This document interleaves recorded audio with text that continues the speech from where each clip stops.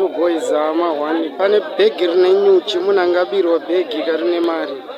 Munhu wacho bhegi varazara nyuchi one. Takusound live kamuswe Christmas. Iwe una mazenyuchi.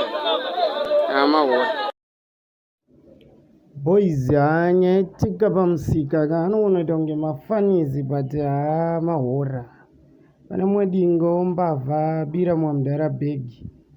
Abva kutoriba mudhara yaatoshe kuti bhegi rake ratsarwa nani pamusika angatozotengawo zvinhu zvana zveChristmas.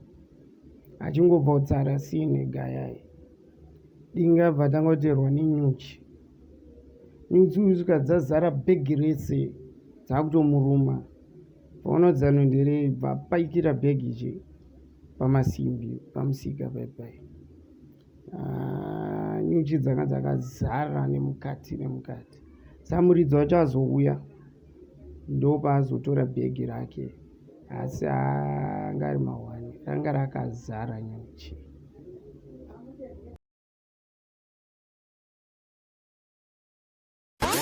Mira. Iwe tomira baya next year wanakirwa mira kaiwe. Baya chiredi batani chocho. Baya nechibhere ichocho izvo zviripo. Baya kutumira mavideo manyowani. Ndiwe munhu changa chakwanisa kuwana zvatinenge tasenda. Aiwa chinotenda muri yeZimbabwe change chikupa izvisi change chaibva ku Dark Sound.